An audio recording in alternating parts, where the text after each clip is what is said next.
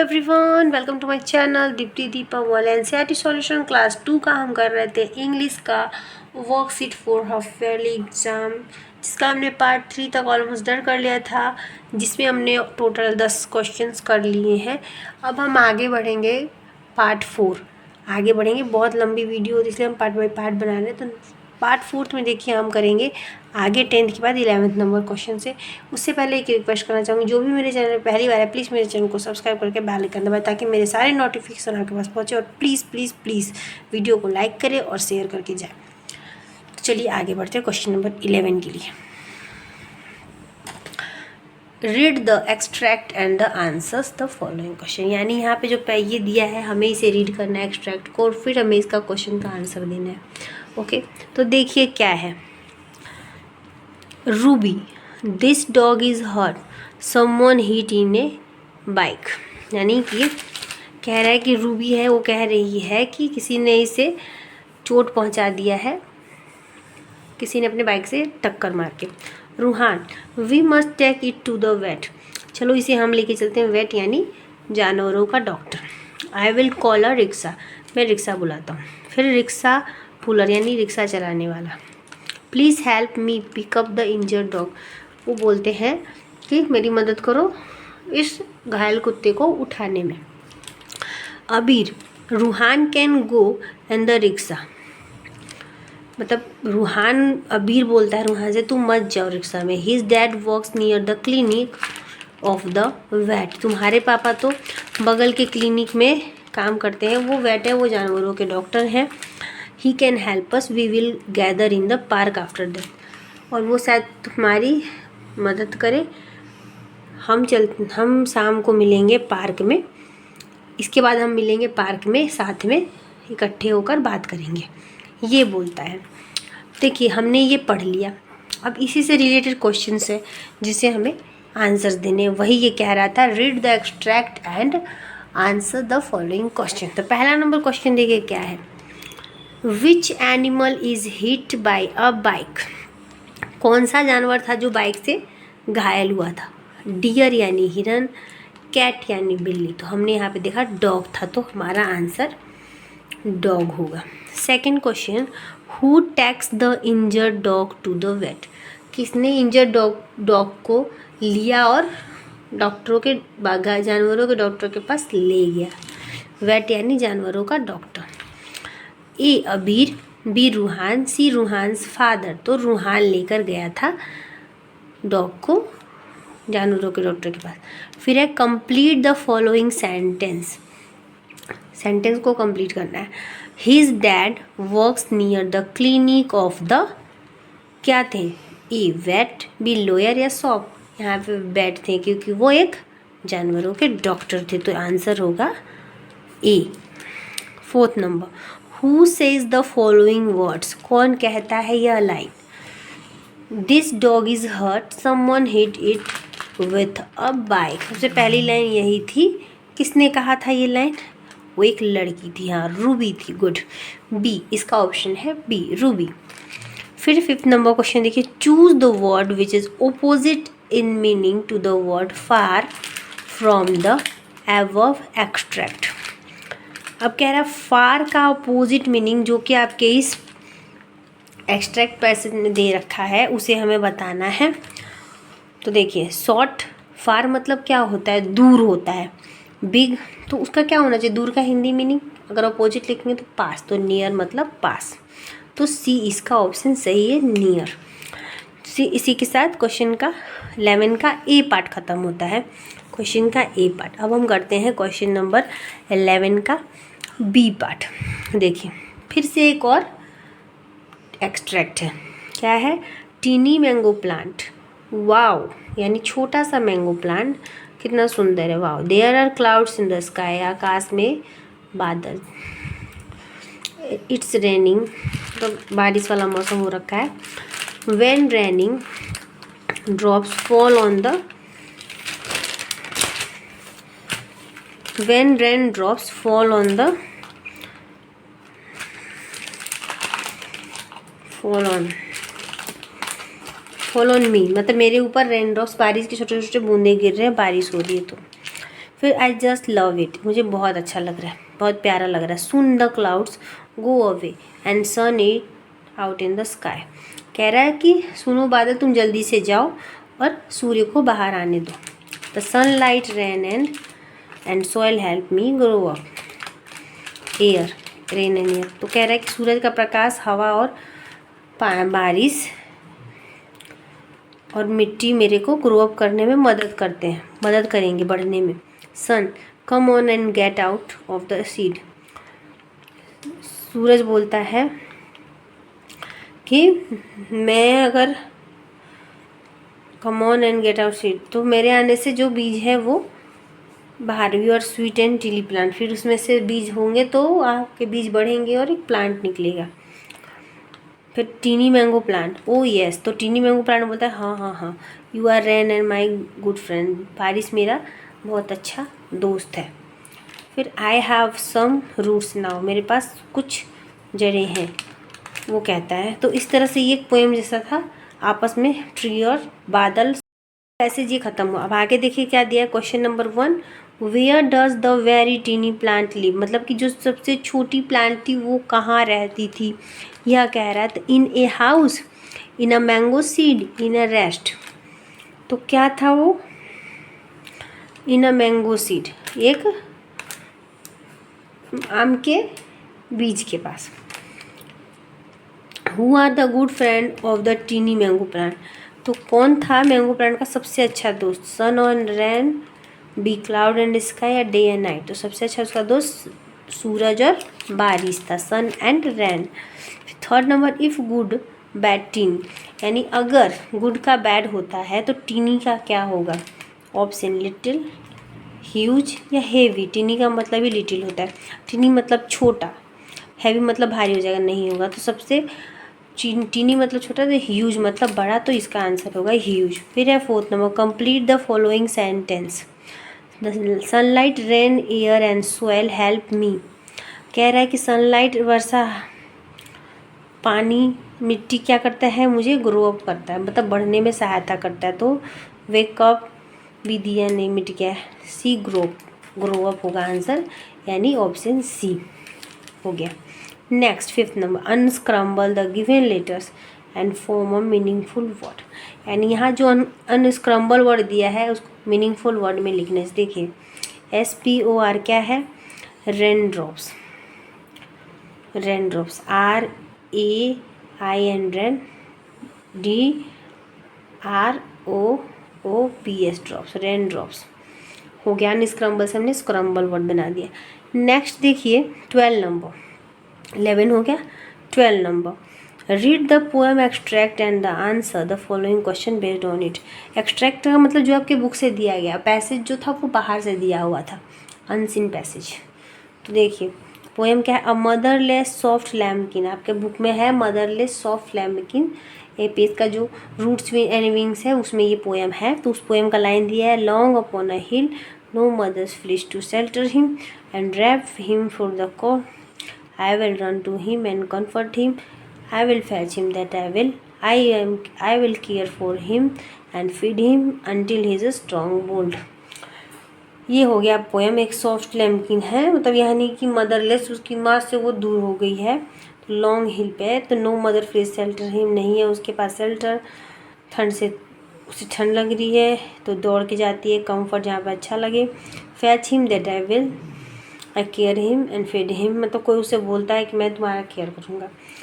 तो until he is strong, वो बहुत ही स्ट्रॉन्ग और बोल्ड है। आगे देखिए पोएम हो गया, टिक द करेक्ट ऑप्शन। अब हमें इस पोएम से रिलेटेड ही इसे टिक आउट करना है। तो सबसे पहला देखिए क्वेश्चन क्या था, where is the small lamb, small lamb जो थी वो कहाँ रहती थी, अपॉन अ हिल, यहाँ पे टिक मारा हुआ, इन अ फॉरेस्ट तो जंगल में नहीं थी, और ना ही इन अ हट, यहाँ पे हमने देखा है अपॉन अ हिल, यानी आंसर होगा लैम्ब यहाँ रहती थी पहाड़ों के ऊपर। Second, who is the without the mother's comfort, बिना मम्मी के कौन था comfort, the deer, the lamb या the deer, the lamb. Third, identify the correct pair of rhyming words, identify करना कौन सा राइमिंग पेयर सही है, cold bold, hill care, run fetch, तो हमें क्लियर दिख रहा है cold bold. 4th number, choose the word which opposite in meaning to the word week from the above extract. यहाँ पे जो दिया हुआ था ऑपोजिट मीनिंग वीक, इसका हमें ऑपोजिट मीनिंग उस एक्सट्रैक्ट में मिलेगा जो हमने भी पोएम पढ़ा है।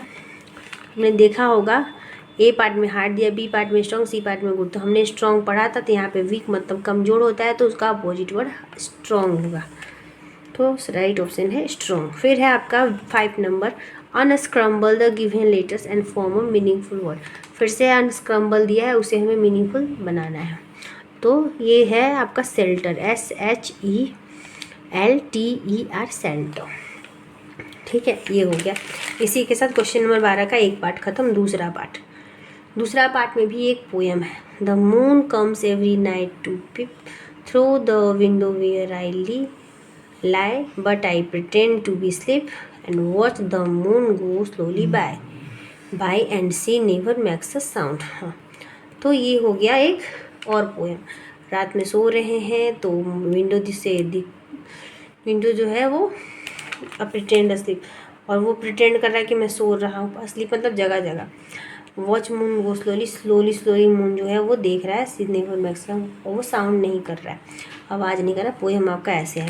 तो टिक द करेक्ट ऑप्शन, यानी यहाँ पे हमें क्वेश्चन देखना है और उसका करेक्ट ऑप्शन टिक करना है। ठीक है, पोएम से रिलेटेड ही। 1 number, from which poem the extract has been taken. Extract में दिया हुआ है कौन, from which poem the extract, he is called dad, या वाइट विंडो, या मदरलेस सॉफ्ट लैम्किन। तो कहाँ से, तो एक्सट्रैक्ट हैज़ बीन टेकन कहाँ से लिया गया था, द वाइट विंडो से। पोएम कहाँ से लिया गया है। फिर second, what we did the moon do every night. रात मून हर रोज़ क्या करता है, पीप्स थ्रू द विंडो, या पीप्स थ्रू द कर्टेन, या पीप्स थ्रू द होल। नहीं, पीप्स थ्रू द विंडो, खिड़की से। Third, who was the pretending to be sleep. कौन नाटक कर रहा था कि वो सो रहा है, पर वो आधा सोया हुआ था। तो क्या है इसका ऑप्शन, द मून, द सन, या द पोएट ने अपने बारे में कहा है। Identify the correct pair of rhyming word. Correct pair करना है। विंडो साउंड नहीं हो रहा है, पिप्स अस्लीप पिप।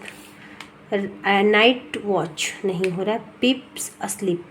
दोनों में इप आ रहा है, यानी ये होगा राइमिंग वर्ड सही।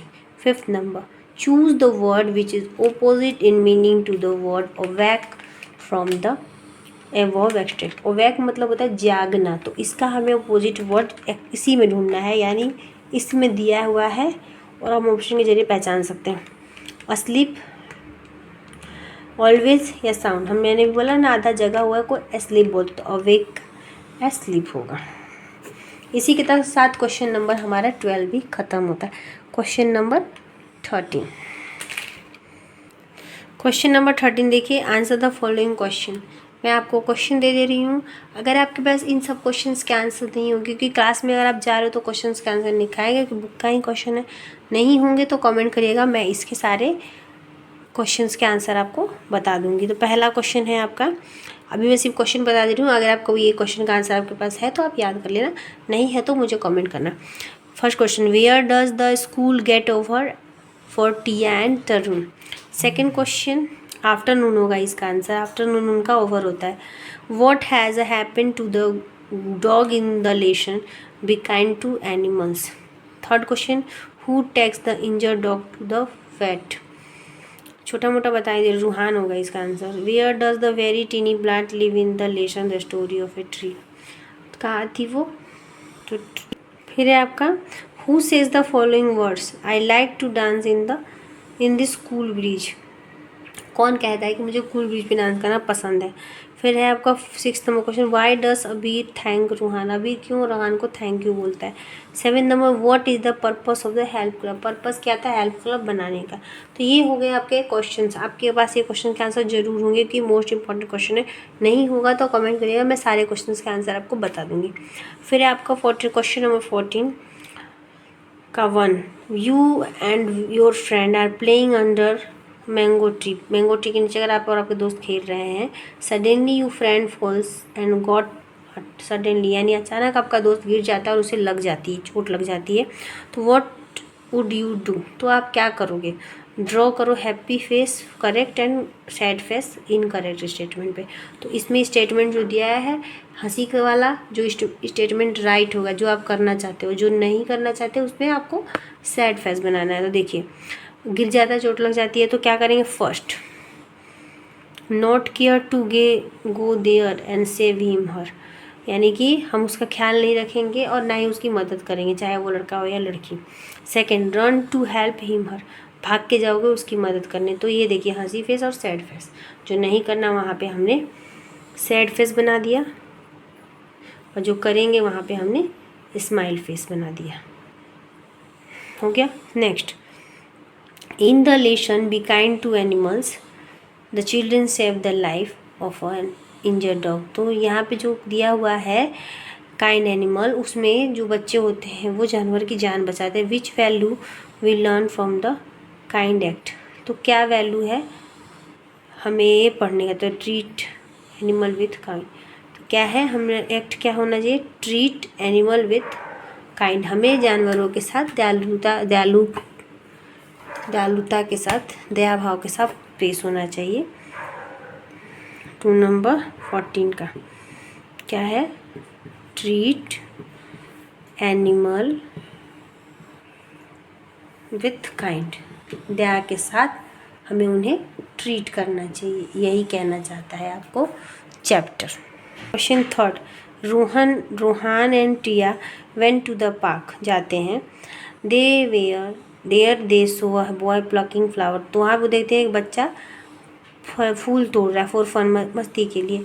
व्हाट शुड दे डू, तो उन्हें क्या करना चाहिए? बच्चा अगर तोड़ रहा तो उन्हें क्या करना चाहिए? तो उन्हें तुरंत कहना चाहिए से डोंट टच फ्लावर्स, ओके, ये कहना चाहिए कि फ्लावर्स को मत लगाओ हाथ, this is the bad manners. ये हो गया। अभी देखिए यहाँ पे कुछ क्लूज़ दिए हैं 15 नंबर में, क्लूज़ है इनका 1 पार्ट 2 पार्ट। क्लूज़ के जरिए हमें इस चित्र का पैराग्राफ बनाना है, क्लू के जरिए। देखना है बर्थडे पार्टी चल रही है और यहाँ पे birthday, singing, party, gift, cake, candle, balloon, children सब दिया हुआ है और हमें इसका क्या करना है? स्टेटमेंट लिखना है 5। सेकंड भी सेम चीज़ है, वही करना। अब नीचे देखिए डिक्टेशन क्या है? Play school, morning together, enjoy, sweet, holiday, rickshaw, injured, streets, friends, clinic, medicine, tiny, raining, raindrops, clouds, bridge, beautiful, nets, mangoes. इस तरह से ये इम्पॉर्टेंट वर्ड्स है जो पक्का है आपके डिक्टेशन में आ सकते हैं। सो केयरफुल और इसे अच्छे से याद करें। मिलते हैं फिर नेक्स्ट वीडियो में, तब तक के लिए वीडियो पसंद है तो लाइक, शेयर एंड कमेंट। इसके बाद हमारा जो इंग्लिश है 4th पार्ट में ख़त्म होता है। यहीं पे आगे हम मिलेंगे हिंदी के नोट्स के साथ। तब तक के लिए bye bye and thank you.